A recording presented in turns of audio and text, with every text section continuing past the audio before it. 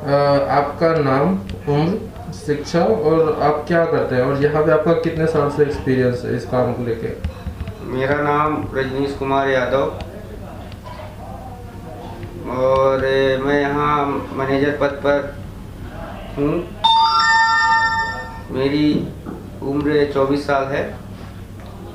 मैंने 10th पास master क्रमांक 2 से किया है और 12th गीता ज्योति उच्चतर माध्यमिक विद्यालय उजहर से की है।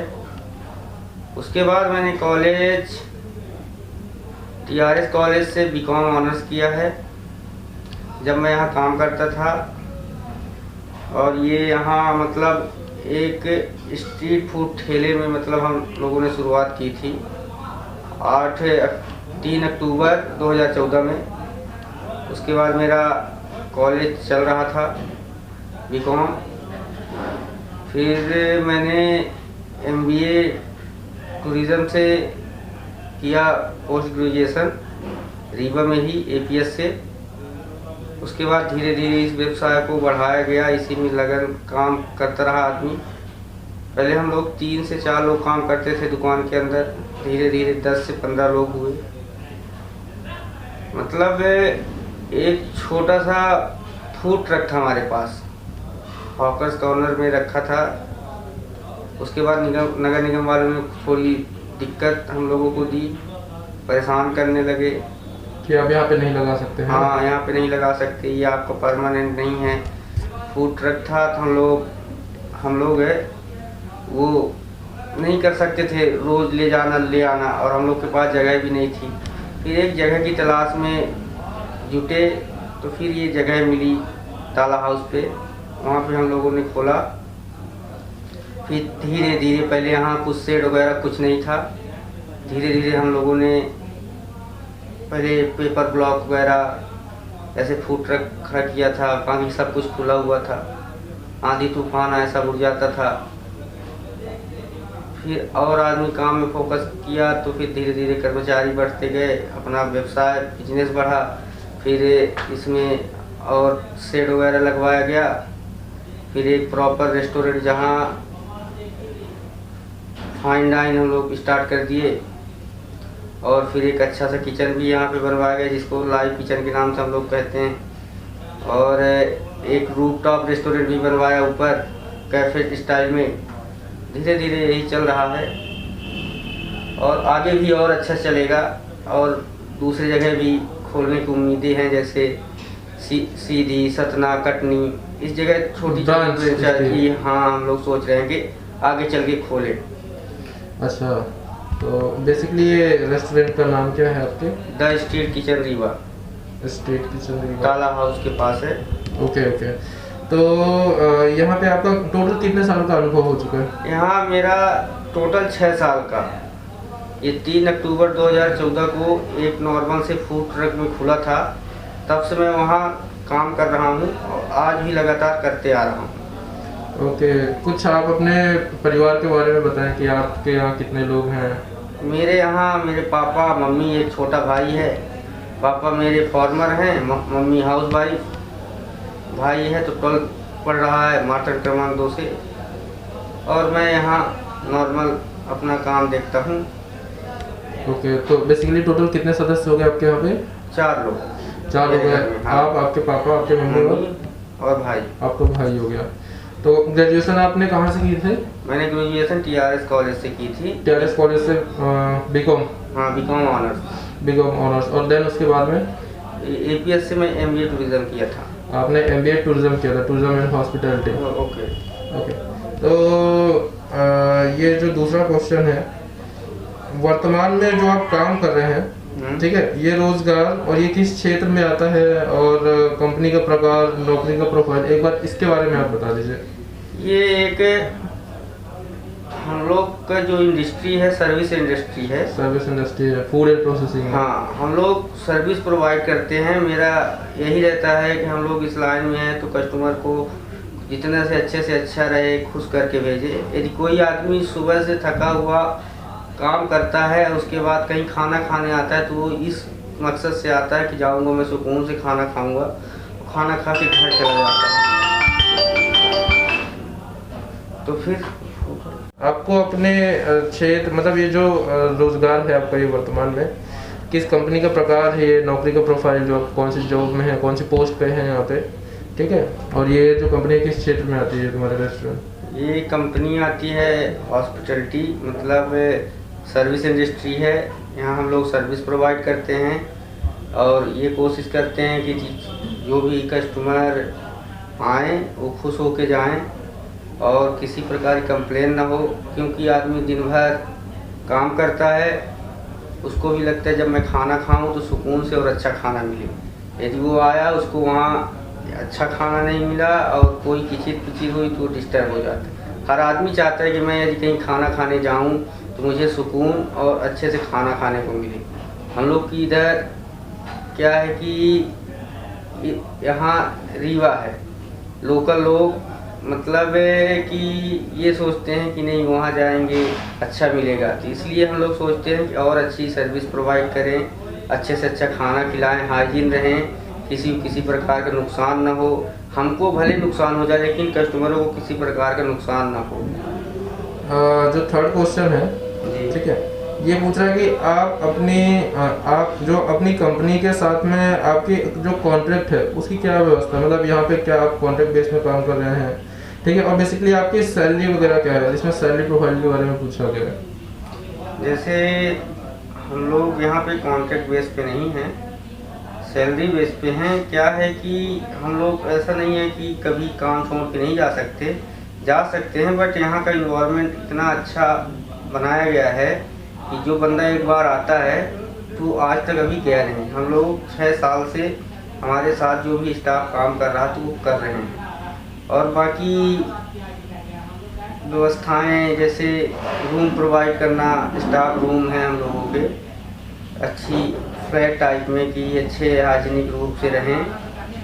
बाकी फूड व्यवस्था है, रेगुलर मेनू चेंज होते रहते हैं स्टाफ के लिए और प्रॉपर मेरा स्टाफ हाइजीन रहता है।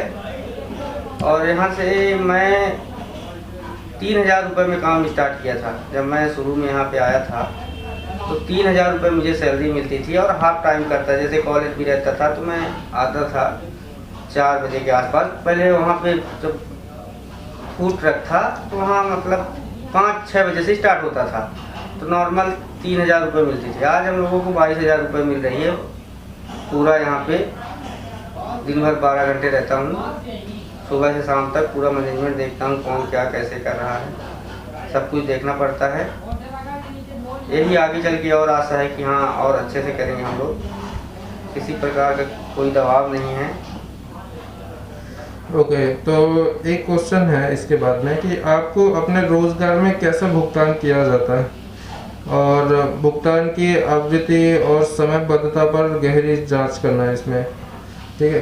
क्या ये मजदूरी या और जो फायदे हैं आपके लिए और आपके परिवार को भरण पोषण करने के लिए पर्याप्त हैं? मतलब बेसिकली पूछ रहा है कि ये जो आपको भुगतान कैसे किया जाता है, ऑनलाइन करते हैं, कैश करते हैं, या मतलब एक पर्टिकुलर टाइम में या लेट लपेट होता है, तो क्या कैसे करते हैं? हम लोग का मतलब जो वेतन होती है वो कैश होती है। अभी क्या इतनी बड़ी इंडस्ट्री नहीं बनी है कि डायरेक्ट खाते पे हम लोग के पैसा जाए, बट अभी 1 महीना पहले हम लोगों सभी का खाता खुला है तो शायद अगले मंथ से हम लोग की सैलरी खाते पे जाए, बट अभी तक कैश ही हुआ है। और आदमी इतना पढ़ने लिखने के बाद यही सोचता है कि अच्छी सैलरी होगी, अच्छा सब कुछ होगा। जब उतना नहीं हो पाता तो आदमी अपनी आवश्यकताएं कम करता है, ज़रूरतें कम करता है और किसी तरह से अपने परिवार का भरण पोषण करता है। चाहे सैलरी 5000 हो तो उसकी 5000 की ज़रूरत रहेगी, जिसकी 20,000 सैलरी है उसको 20,000 के साथ उसकी ज़रूरत और आवश्यकताएं रहेंगी। तो बेसिकली मतलब कहने का मतलब ये कि जितनी सैलरी अभी आपको यहाँ पे मिल रही है तो उसमें आपका जो परिवार है उसमें भरण पोषण हो जाता है? हो नहीं जाता, करना पड़ता है, बेसिकली करना पड़ता है क्योंकि आदमी यदि मेरी सैलरी 22,000 रुपये है तो मैं अपनी आवश्यकताएं और जो भी चीज़ें उनको कम रखूँगा। चाहे तो आदमी की लालच बनती रहती है कि मुझे इतनी मिले, लेकिन जितने में जो मिलता है उसी में खुश रहना चाहिए। संतोषम परम सुखम, संतोष ही सबसे बड़ा सुख का कारण है। और बेसिकली आपके परिवार में और कौन कौन है, मतलब जो जहाँ से इनकम सोर्स की मतलब पूछ रहा हूँ मैं आपसे? अभी तो कोई इनकम सोर्स नहीं है, पापा मेरे गांव में ही रहते हैं, तो किसी प्रकार के नहीं। बेसिकली जो कमाने वाले हैं वो आप? अभी कोई नहीं है, भाई पढ़ रहा है। ओके। जो हमारा अगला क्वेश्चन है, ये पूछ रहा है कि आपने पिछले 10 से 12 सालों में जो कार्यस्थल को किस प्रकार से बदलते हुए देखा है? इसमें कुछ पॉइंट है जैसे कि टेक्नोलॉजी वगैरह हो गया और जो व्यापार परिस्थिति तंत्र है, तो उसके बारे में आप कुछ बताइए। टेक्नोलॉजी में चाहे रेस्टोरेंट हो या कोई अदर इंडस्ट्री, जैसे पहले शुरू में लोग कॉपी पेन पे हिसाब किताब किया करते थे, अब वही काम कंप्यूटर पे हो गया। पहले बिल वगैरह हाथ से बना के देना पड़ता था कस्टमरों को, अब हमारे पास सिस्टम है, सॉफ्टवेयर है, हम लोग उसको यूज़ करते हैं। पहले व्यापार, आदमी छोटा व्यापार शुरू किया था, उसमें धीरे धीरे बढ़ते बढ़ते टेक्नोलॉजी हो गया। जब छोटा व्यापार था तो वहाँ कॉपी पेन से आदमी काम चलाता था। जब व्यापार बड़ा हुआ तो उसमें तरह तरह के सिस्टम चालू हुए और सॉफ्टवेयर यूज़ करने लगा। तो अपना काम जैसे ही व्यापार बढ़ता है उस हिसाब से इजी करने के लिए हम लोगों को टेक्नोलॉजी की बहुत ज़रूरत पड़ती है। यदि व्यापार बड़ा है और कॉपी पेन से हिसाब करना हो तो नहीं हो पाता। तो उस हिसाब से जैसे जैसे व्यापार बढ़ता जाता है उस हिसाब से नई नई टेक्नोलॉजियों का यूज़ करना पड़ता है हमें, जिससे हमारे काम में किसी प्रकार की रुकावट ना आए, ना किसी प्रकार की देरी हो, और जो भी चीज़ें हों एकदम जल्दी से जल्दी हो जाए, और किसी प्रकार की टेंशन भी न बने कि हिसाब किताब खो गई, कॉपी खो गई। तो आदमी को ये टेंशन दूर रहती है, सब सिस्टम पे अपलोड रहता है और नई नई टेक्नोलॉजी आ रही, सब कुछ आदमी मोबाइल में भी देख सकता है, बाकी लैपटॉप, कैमरा, ये सब तो चल ही रहे हैं। ओके। कुछ आप अपने ट्रेड यूनियन के बारे में बताएं। हम लोग खास यहाँ रीवा सिटी में ट्रेड यूनियन नहीं है। क्या है कि यहाँ छोटा शहर है, यहाँ कंपटीशन पे काम करते हैं। यदि अगला खोला है, उसका अच्छा चल रहा है, तो उसी के सामने दूसरा खोल देगा, चाहे उसका चले चाहे ना चले। इसी में ये लोग सोचते हैं कि प्रॉफिट है, ये है, बट इनको नहीं पता कि आदमी यदि मिल के चलेगा तो किसी बड़े उसमें तक पहुँचेगा। लेकिन कंपटीशन में आदमी एक दूसरे को हराने में लगा रहता है। तो अपने इस रीवा शहर में कोई ट्रेड यूनियन नहीं है। बड़े शहरों में है, होटल की जो चेन होती हैं उसमें ट्रेड यूनियन होता है कि जैसे कर्मचारियों का होता है कि ऐसा सब रूल बुक्स होती हैं, उनकी लिखा रहता है कि क्या कैसे कर्मचारी, क्या वेतन रहेगी, कब बढ़ेगी, कब कितने घंटे का काम है, कब तक ये कितने साल तक कॉन्ट्रैक्ट करा रहे हैं, सब इस तरह का होता है। बट अपने रीवा शहर में ये ट्रेड यूनियन होटल्स का नहीं है। अभी जैसे कि कुछ घटनाएं भी हो रही हैं, मतलब घटनाएं तो हमेशा होती रहती हैं, तो स्पेशली इस टाइम पे मतलब 5 से 6 महीनों के टाइम पे, ठीक है, जैसे कि आपका टेक्नोलॉजी जो है वो चेंज होती जा रही है, तो उसके बारे में आप क्या कहना चाहेंगे? जैसे 5 से 6 महीने में बहुत बुरा रहा हमारे लिए, सबके लिए, पूरे देश के। एक तो कोविड-19 हो गया, ठीक है, उसकी बात हम थोड़ी देर में करेंगे। बेसिकली मैं पूछ रहा हूँ जैसे कि आजकल टेक्नोलॉजी में जो चेंजेस हो रहे हैं, टेक्नोलॉजी में यही देखिए कि शिक्षा नीति में पहले बहुत बड़ा बदलाव आया हमारे, कि आदमी घर से डायरेक्ट ऑनलाइन पढ़ाई कर रहा है, स्कूल कॉलेज जाने की ज़रूरत नहीं, घर में ही सब कुछ व्यवस्थाएं उपलब्ध हो रही है। तो इस तरह के टेक्नोलॉजी और बढ़ती जा रही हैं। आदमी पहले रेस्टोरेंट में ही पेन और कॉपी पे ऑर्डर लिया करता था, आज हम लोग टैब यूज़ करते हैं, डायरेक्ट टैब से सिक्योरिटी वहाँ मारो डायरेक्ट किचन पे आ रही है। ये नई नई टेक्नोलॉजी और अच्छी उभर के आ रही हैं और आगे और अच्छी आएंगी, इससे भी अच्छी टेक्नोलॉजी आएंगी, ये आशा है अपनी। तो यही सब कुछ है। तो बेसिकली जैसे कि काफ़ी सारे लोगों ने मुझे बताया कि टेक्नोलॉजी आने से कि लोग जॉबलेस भी हो रहे हैं, जैसे कि हाँ, बहुत सारे लोगों को जैसे नई नई टेक्नोलॉजी आती है तो मेन पावर क्या होता है, घट रहे हैं। जहाँ पे 10 आदमियों को काम होता था वहाँ सॉफ्टवेयर ये सब चीज़ें कर रही हैं। हमारे ही काउंटर पे 2 बंदे की ज़रूरत रहती थी, बट हमारे सॉफ्टवेयर लगाने से वहाँ पे एक ही बंदा बैठता है और सब काम एक ही बंदे के द्वारा थ्रू हो जाता है। स्विगी जोमेटो के ऑर्डर आते हैं, उसके डायरेक्ट कंप्यूटर पे आते हैं, क्लिक करो अंदर चला गया। पहले हम लोग पेन कापी पे वही लिखता रहता है, एक बंदा उसके लिए अलग से प्रोवाइड करके रखा रहता है। तो ये सब चीज़ें नई नई टेक्नोलॉजी आ रही थी, इसीलिए बंदों को जॉबलेस हो रहा। और कोविड-19 के बाद लोगों की जॉब भी चली गई। अच्छा, जो कोविड-19 है उसके बारे में क्या कहना है आपका? ये हमारे और हमारे देश के लिए बहुत बुरा समय रहा। इसमें बहुत से लोगों के नौकरियां गईं, बहुत जो लोग व्यापार चालू करना चाह रहे थे उनका व्यापार चला गया। जो मतलब बड़े बिजनेसमैन थे उनको कोई प्रभाव नहीं पड़ा है, वो अपने हिसाब से उनका चला। जो उनके पास स्टॉक था उन्होंने बेचा और वो बनते गए। जो इन सबसे ज़्यादा नौकरी पेशा वाले लोग यहाँ पे भटके, क्योंकि उनकी कमाई इतनी कमाई होती थी उतने खर्चे हैं, कोई न सेविंग न कुछ आदमी करके रखा था। तो कोविड-19 के बाद लोगों की सोच बदली है, खर्चे कम हों, ज़रूरतें कम हों। कोई जैसे ऑटो पार्ट्स वगैरह गाड़ी खरीदना चाहता है वो नहीं खरीद पा रहा है, क्योंकि उसको लगता है कि यदि मैं पैसे बचाऊंगा तो कल भी आर्थिक मंदी आ सकती है हमारे देश में।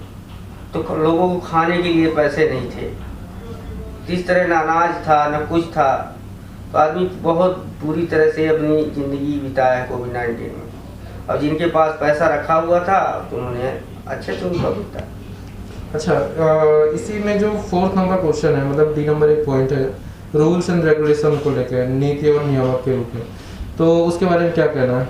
नीति और नियम में जैसे लॉकडाउन के पहले हम लोगों का रेस्टोरेंट सुबह 10:30 बजे से रात में 10:30 तक चलता था, प्रॉपर भी सब कुछ रहती थी।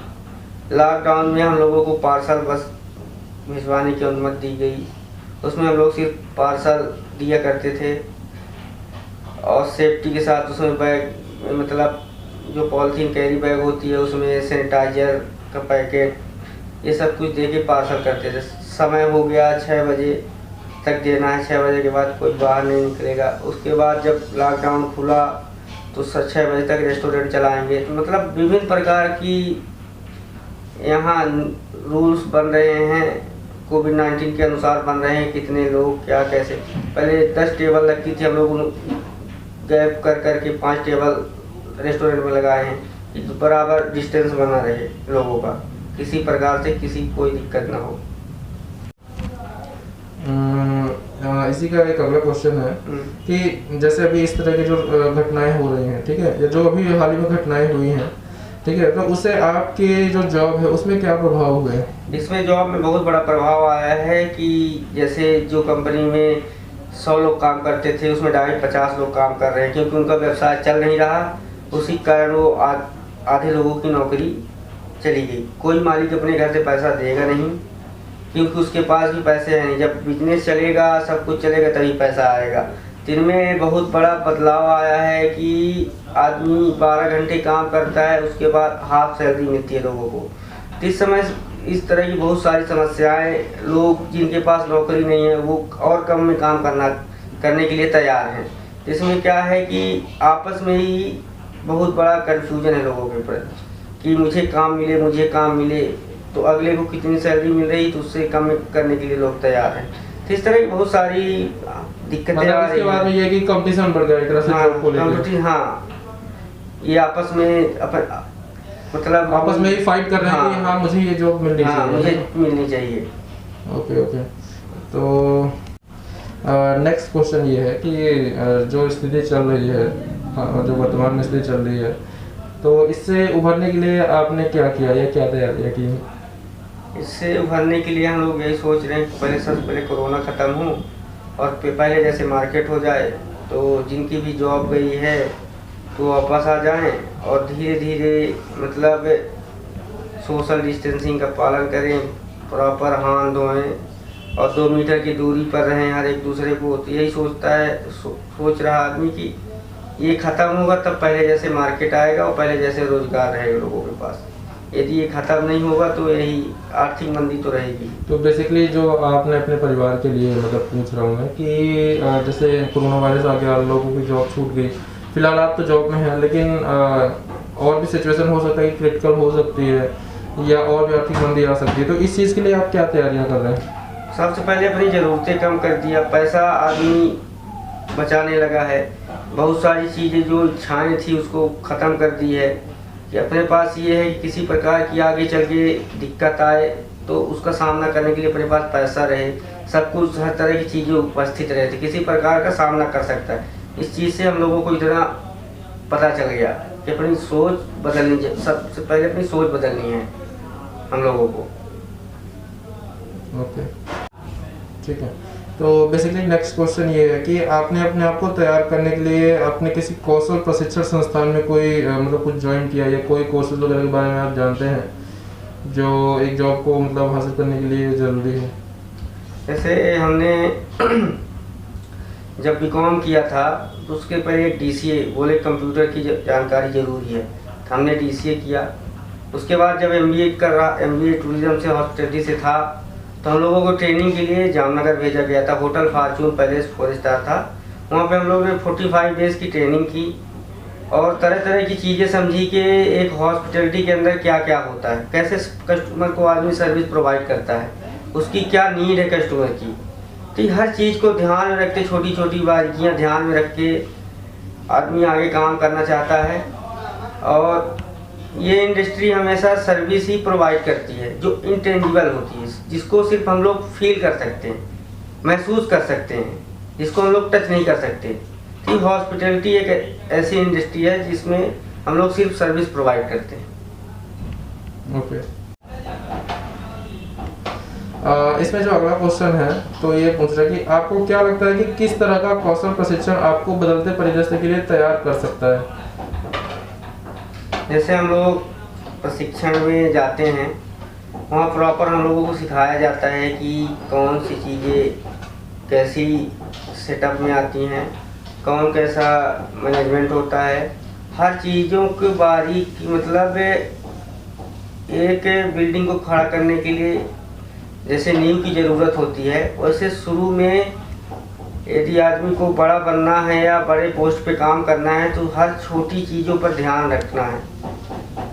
कहाँ पे कैसी सफाई, क्या कहाँ पे क्या होता है, मोरी वाले से किचन वाले से हर तरह हर डिपार्टमेंट में जानकारी लेनी पड़ती है, थोड़ी थोड़ी हर बारीकियाँ देखनी पड़ती है, कहाँ क्या होता है, किस कारण किसी तरह का फॉल्ट न हो कि आगे चल के हमें समस्या पड़े या मेरे संस्था को किसी प्रकार की दिक्कत हो। ओके, तो बेसिकली जो आपको सिखाने वाले थे वहाँ पे, ठीक है, जो आपके इंस्टीट्यूट थे या जहाँ भी आपने सीखा है, बेसिकली उसको इंटर्नशिप कहते हैं, हाँ, है ना? तो वहाँ पे आपने क्या क्या सीखा और उन्होंने आपको क्या क्या सिखाया था? वहाँ पे हम लोगों को प्रॉपर हम लोग पहले फ्रंट ऑफिस पे काम करना कि कैसे कस्टमर कब आते हैं, फॉरनर सबसे ज़्यादा हम लोग जहाँ पे गए थे तो वहाँ फॉरनर अराइवल होते थे, तो रात में आते थे, नाइट वर्क रहता था अपना, तो उनका अराइवल करना, चेक करना गेस्ट को क्या सामान है, उनको प्रॉपर उनसे पूछना कि आप कैसे हैं, रूम प्रोवाइड करना और उनके खाने की व्यवस्था देखना, किसी उनकी मेडिकल की व्यवस्था देखना, किसी तरह के अनफिट हैं कुछ भी है, ये हर तरह की दिक्कत हम लोगों को देखनी पड़ती थी। ओके, वन लास्ट क्वेश्चन, ठीक है, आप अपने कार्य को और अधिक कुशल और सुरक्षित बनाने के लिए क्या सुधार देखना चाहेंगे? रोजगार को सुरक्षित और कुशल देखने के लिए सबसे पहले कोविड-19 से आदमी छुटकारा पाए, उसके बाद प्रोफेशनल स्टाफ हो जिसमें आपकी कंपनी आगे बढ़े।